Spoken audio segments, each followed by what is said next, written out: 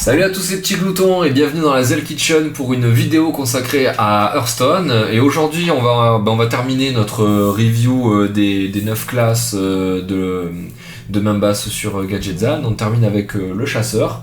Le chasseur qui, pour qui les temps sont un petit peu durs. Oui. Pour deux raisons. La première, c'est qu'il bénéficie de la moins bonne mécanique, donc à savoir celle des dessoudeurs. Et en plus, il a trouvé des classes qui vont plus vite que lui. Oui. Donc vous avez toujours ce chasseur agressif qui fait des points de dégâts facilement grâce à son pouvoir héroïque, mais il est beaucoup moins rapide qu'avant. Et en plus, il est pas forcément beaucoup plus fun. J'ai pas trouvé que c'était...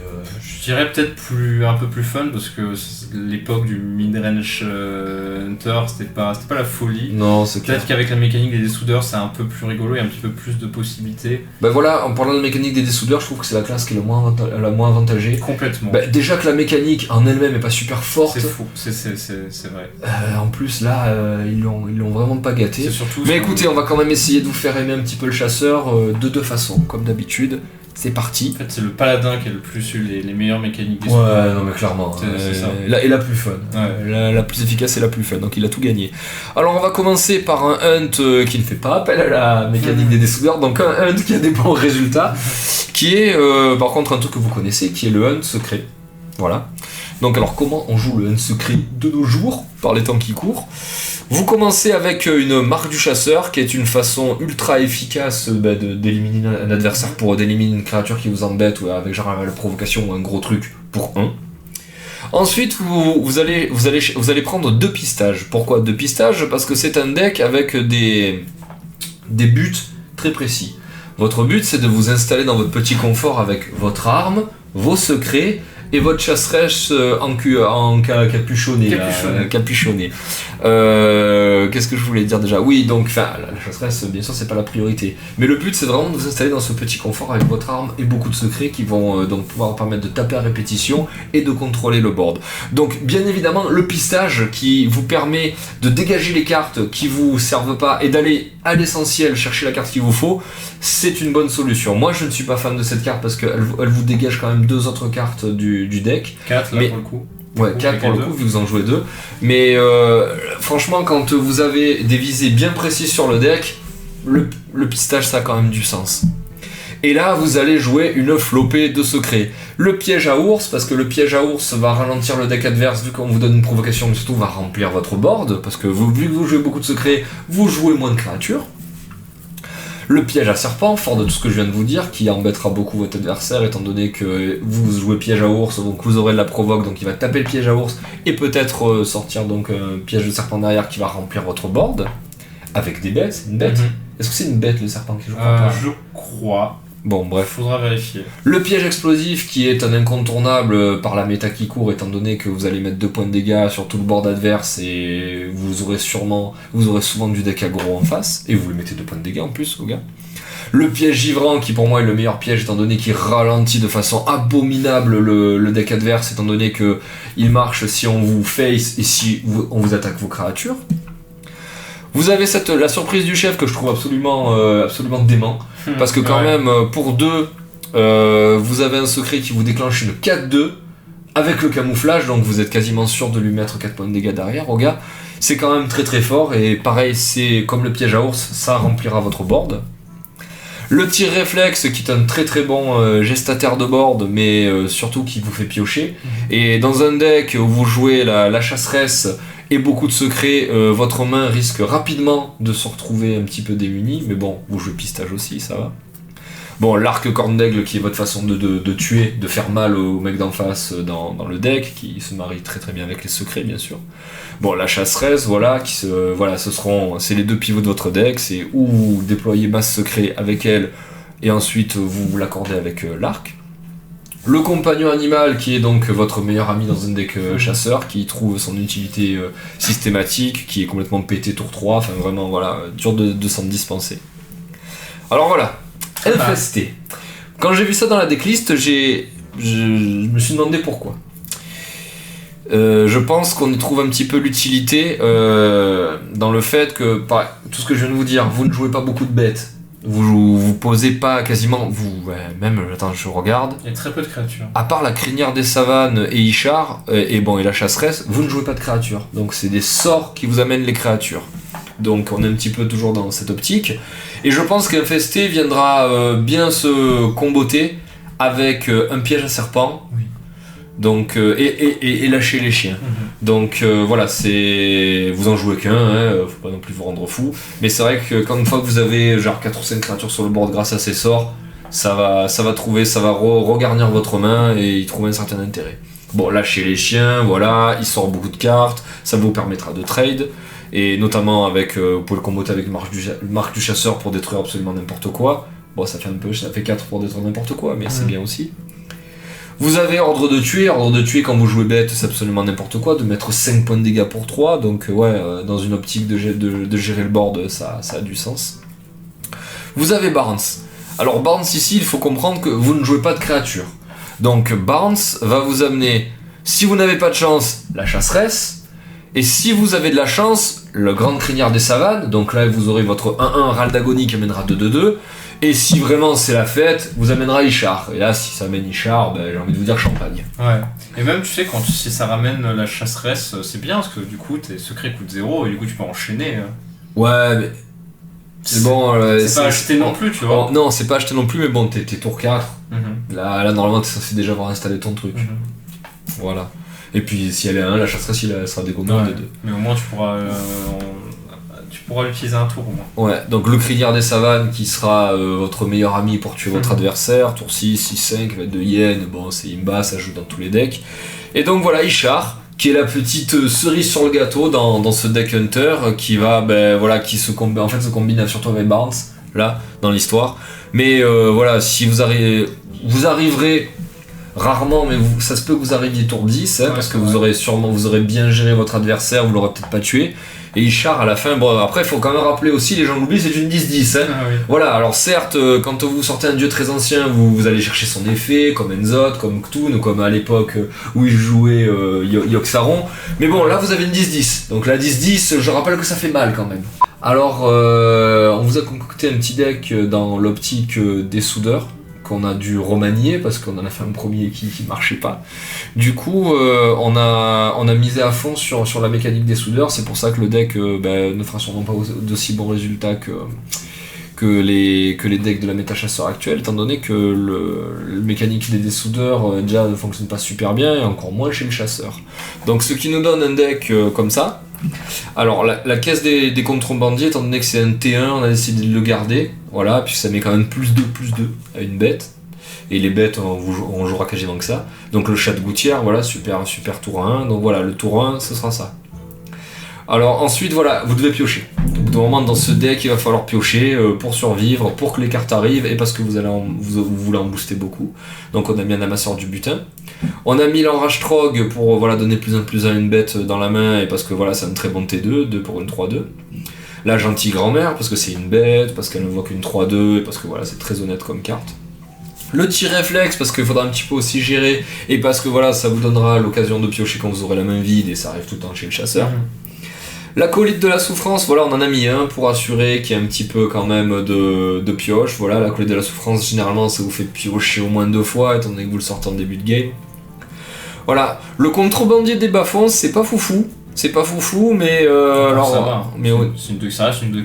Ça reste une 2-4, ça mettra +1/+1 serviteur aléatoire dans la main, et puis parce que voilà, en fait, dans les autres decks des soudeurs, on l'a pas joué, alors que quand même, c'est pas super opti, mais ça reste quand même assez honnête. Donc le clan des rats, qui est une bête, qui en râle d'agonie invoquera un nombre de rats égal à l'attaque de ce serviteur, donc c'est une carte qui gagne à être boostée et qui peut dans l'optique de ce deck remplacer lâcher les chiens. Donc le porte-flingue secoué, donne +2/+2 à un serviteur aléatoire dans votre main en râle d'agonie, voilà, on est toujours dans la même optique.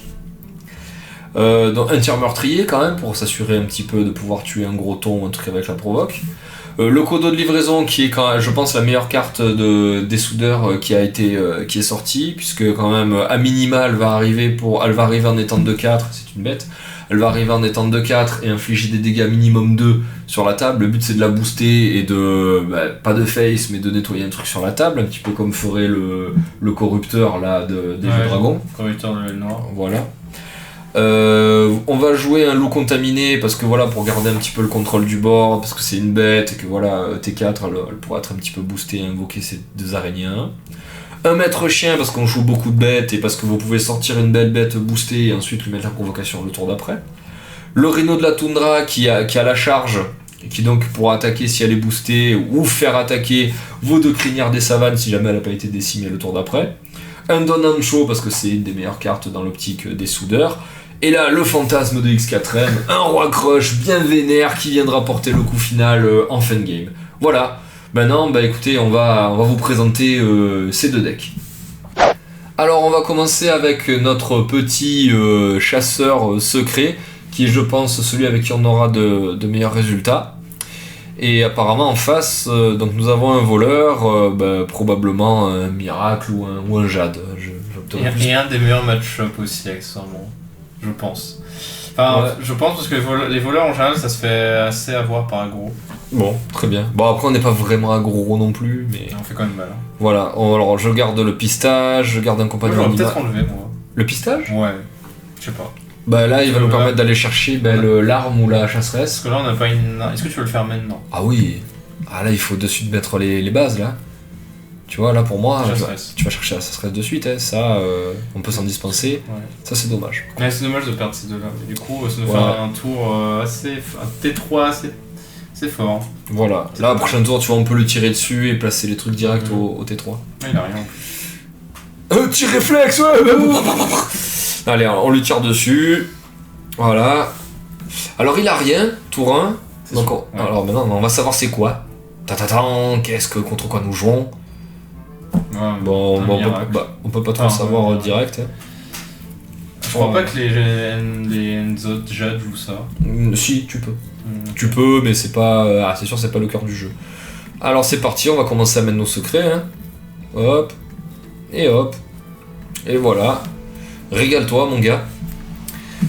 Donc voilà, là on est installé. Il nous manque. Ah, pour être au top, on aurait été bien avec une arme. Mais bon, on va se contenter de notre. La top deck, très bien. Ouais. Après, il peut peut-être faire sortir. Il va peut-être faire sortir les secrets d'entrée là. Ah, oui, à mon avis, il peut même cramer les 2 d'entrée. Mais du coup, voilà, là son deck il est quand même bien ralenti. Voilà. C'est. Ouais. Je sais pas si je me fais tout sortir du coup. Du coup, ça, oui, hop. On sort le compagnon ? Oui, voilà. Une charge. Oui. Et là, c'est parti. C'est la déculottée. Et là, voilà, il commence son tour 4. Nous sommes quand même bien installés. Lui, il est à 19. Donc voilà, le chasseur, c'est un petit peu comme le chasseur a toujours joué. Vous prenez un ascendant et ensuite vous gérez, vous lui tirez dessus et il meurt à petit feu. Ah, ça va être bête ça. Il va être déçu. Ouais. Ah ouais, là c'est terrifiant en fait ce qui est en train de lui arriver. C'est vrai. Ah ouais, là il va comprendre que ça fait très mal ce qui lui arrive. Voilà, et ça sort toujours à 0. Tu sais quoi ? Tu fais ordre de tuer face, tir réflexe face. Tout dans la bouche. Allez, c'est parti. Le dragon va rester en vie, de toute façon on en a rien à foutre, on a une provoque. C'est... Quasiment. On le met à 1. On a eu une belle sortie. Ouais. Au revoir, monsieur. C'était trop fort. Ah ouais, non, c'était beaucoup trop fort là. Donc tu vois le pistage premier tour, tu vas chercher ce qu'il te faut. Ouais, c'est vrai que il faut aller chercher l'arme ou la chasseresse. C'est vrai que ça a tout fait. Tu fais le café avec. Bon écoutez, ce fut court mais bon, mais voilà. Il est plutôt bien sorti, mais voilà, vous voyez que le secret marche. Le secret marche. Bon, après, lui, en face, n'a pas eu non plus la meilleure sortie de sa vie. Mais du coup, on va passer à notre deck perso qui fonctionne un petit peu moins bien. Donc, nous voilà avec notre chasseur des soudeurs qui marche pas, en espérant que sous vos yeux ébahis, eh bien, il marche. On commence avec une main absolument dégoûtante, donc je serais pour virer les 2, moi. Garder que le rat. Ouais, on va voir. C'est trop bien, on est contre un prêtre, un des pires match-up contre Hunter, on est très content. Voilà, on a le roi crush dans la main, donc avec... allez, alors là on a la meilleure main du monde, c'est extraordinaire, fais-nous un petit... voilà. Oh là là, putain. Non mais en plus, je veux dire, voilà, on se casse le cul là pour faire un deck à peu près potable, et en plus on n'a pas la RNG avec nous, quoi, enfin c'est... Oh là là, la pioche. On pioche. Ouais. Allez, on pioche. Allez, donnez-nous des cartes dans les mains. Parce que bon, du coup, il va piocher lui aussi. Mais bon, vu qu'il va se soigner, ça va peut-être l'empêcher de sortir un truc. En tout cas, on va rapidement savoir c'est quoi qu'il joue comme jeu. Dragon, je pense. Ouais, Dragon ou Reno. Sachant que dans les deux cas, ça nous va pas. Dans les deux cas, c'est plus fort que nous. Dans les deux cas, on va perdre. Et là, qu'est-ce qui... Ah, pièce. D'accord. Et là, tu vas... Ah, ouais, aussi. Ça marche. Voilà, du coup, putain, en T2, ça va avoir 3-4 réels. Oh là, non, Ah, bah tiens, on va sortir ça. Ouais. On va sortir ça, on va donner plus de une bête aléatoire. Voilà, les rats, très bien. Et du coup, je peux tuer personne avec ça. Du coup, ben, on va repiocher. Voilà. Ça c'est très bien. Le buff sur Rockrush, c'est trop bien. Ouais, mais bon, du coup, quand même, là, au prochain tour, il y a les rats. Qui, en râle d'agonie, va sortir 4 petits rats. C'est bien. Ouais, voilà, c'est maître chien, c'est bien. C'est déjà plus sympa que les trucs qu'on a fait avant. Voilà. Oh, le Ikea. Ah bah, toi, son truc, ça ressemble à du Reno, par contre, hein, plus qu'à du dragon, là. J'ai l'impression que jamais on pourra jamais traiter ses créatures, en fait. Non. Alors là, je Sorel. Et je Sorel. Voilà. Bon, c'est déjà moins dégueulasse que ce qu'on a vu avant. Comme quoi, la pioche, ça fait vraiment tout. Hein. Ah, la pioche, ça avance beaucoup. Elle, après, écoute, je pourrais donner plus de à n'importe quel truc qui sera sur le board, quasiment. Là, tu t'es embêté pour la trade, celle-là. Parce que tu peux rien lui faire. Et là, si on la booste, par contre, ça commence à être OP. Et on pourra trade. Je pourrais même lui péter son vieil Arakoa pourri, là. Ça va être fou, on pourra trade une créature dans ce match. Ouais, c'est clair. Après, t'es quand même conscient que si on est vivant, lui, au tour 7, il va booster lui, qui sera 13-13. Trop bien. J'adore. Ouais, voilà. Oui, il fait rien. Oui, ouais, voilà. Bah, pour l'instant, nous sommes en sursis, toujours. Non, là, emmerdeur. Et pioche, et vas-y, je pioche. Non, c'est un dragon, hein, apparemment. Un dragon sans dragon. C'est un dragon sans dragon, c'est la nouvelle méta. Le dragon qui dragon pas. Maître chien. Allez, maître chien, voilà. Un petit saton. Tu face. Ah, tu face? Ah, ça va être trop marrant. Ouais, mais non, là, il faut. Là, faut être raisonnable. Hein, ouais, un petit peu quand même. Ça, il peut rien faire là encore avec ces deux trucs. Mais là, s'il gère pas, Voilà, il va me faire un. Ah ouais, mais non, j'aurais pas dû sortir ça. Ouais. Parce que du coup, là, je vais les gaspiller. Un gros board. Mais ouais. Trop bien. Ça en fait du board. Là. Bah non, parce que ça fait quand même des 1 en fait. Ouais. Mais j'aurais pu en avoir 6. Le rhino, ouais. Tout dans la bouche. Le rhino? Ouais, tout dans la bouche. Ouais, le rhino. Non, bah arrête, mettre tout dans la bouche, toi. Mais ça, on joue Hunter. Mais il faut être raisonnable. C'est vrai. Bon, par contre, là, oui. Là, oui.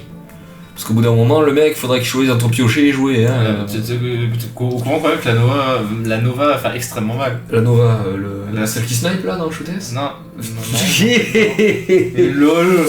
LOL. Et ah bah oui, ça marche. La Nova va faire extrêmement mal, ouais, même pas besoin de la Nova, tu vois. Donc, ah mince, ça peut donner. Non, on a dit qu'on gardait pour le roi crush.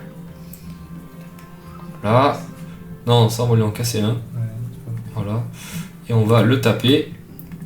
En espérant on va lui faire suffisamment de dégâts pour que le roi crush ait le létal. Ah là là. Si ça arrive. Ah, si ça arrive, tu rentres chez toi tout nu. Par le froid qu'il fait dehors. Oh là là, qu'est-ce qu'il fabrique lui? Oh là là. Oh non! Oh mais non! Oh mais. Ouais, il a vraiment un deck horripilant. Ah bah en fait. Oh, une provoque! Ouais, non, mais c'est des. C'est pas cool. C'est vraiment pas sympa ce qu'ils nous font en face. Ah! Non. Et non! L'inverse. Et ouais, mais je peux pas les sortir du coup. Il a une putain de taunt. Bon. Ou alors, ce qui se passe, c'est que on top deck un tir meurtrier qui va arriver sur la taunt et avec les poids héroïques, il sera suffisamment bas en HP pour le tuer avec le roi crush. Ouais, mais au bout d'un moment, je vais être mort, moi là. Au bout d'un moment, il va peut-être me tuer aussi. Quoi, c'est pour, tu me diras sur la table ce qu'il a, ça fait pas super mal. Ouais, non, mais là faut arrêter les frais là. Non, mais. Ah, mais ils nous cassent notre délire là. Franchement, ils sont pas bonnards les mecs sur le leader.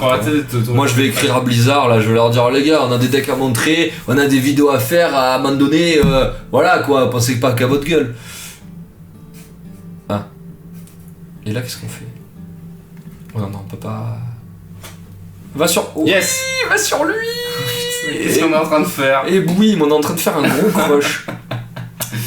Voilà. Ouais, mais le problème c'est que voilà, il faut sortir passer les encore taunts lui, faut passer les taunts. Mais bon, voilà, le but, voilà, le fantasme de sortir un gros crush, il va bien arriver. Si nous tue pas avant. Oh non. Ah bah il va se reprendre un peu des PV là, hein. Ouais, bah oui. Voilà. Bah, je pense qu'en fait, tu vois, le gros crush, on va le booster et ça, on va vous le montrer parce qu'on sera mort avant. Oh là là, non, mais non, voilà, on est le mort pour chaque tour. prêtre dragon de mes fesses. Trop bien. Non, bon, tu sais quoi, voilà, allez. Là, et boum boum boum, et dégage. Voilà. Et je le menace et je me laisse tuer. Bon, bah écoute, on n'y sera pas arrivé. On n'y sera pas arrivé. Voilà, c'est un aveu de faiblesse que nous vous faisons. En plus, voilà, le temps joue un petit peu contre nous. Mais on ne sera pas arrivé à vous montrer un deuxième deck chasseur viable. Il y a le Enzot, il y a le chasseur Enzot qui est viable. Malheureusement, voilà, on voulait vous montrer un peu une optique des soudeurs et l'optique des soudeurs avec le chasseur sur le leader. Quand vous arrivez au level 15, c'est pas non plus un truc de fou, le level 15, eh ben ça ne marche pas. Voilà, on aura fait tout ce qu'on a pu, mais non, c'est décidément, c'est pas possible. Bah écoutez, malgré cette petite déconvenue, j'espère qu'on vous aura donné envie de jouer chasseur, même si secrètement je l'espère pas parce que les chasseurs, j'en peux plus, j'en ai eu marre de les voir. J'ai même honte de vous montrer que le mien est doré. Donc voilà, donc c'est terminé. Cette petite review des classes à Gadgetzan est terminée, je vous ai montré les 9. Donc bah écoutez, on refera pareil quand la prochaine extension sera sortie. D'ici là, tu as peut-être un peu des idées de duels qu'on pourrait faire. Donc écoute, c'est plutôt ça qu'on va faire tous les deux. Bah, on se fera des petits duels, on se dira bah les decks qu'on va choisir et puis on se les balancera à la figure. Bon, le but quand même c'est de montrer des decks fun, c'est pas de montrer des decks... Des decks tryhard c'est cool. Bah ouais, mais bon, on les a montrés sur les vidéos, c'est des trucs que tu rencontres en leader, donc le but c'est de montrer voilà des decks comme ça là, comme les decks où le roi crush il tue à la fin, et de pas jouer contre des prêtres dragons, n'est-ce pas? Voilà, bah écoutez, j'espère que cette vidéo vous a plu, je vous fais de gros bisous et je vous dis à bientôt pour du Hearthstone. À la prochaine. Ciao Maxou, bye bye. Ciao.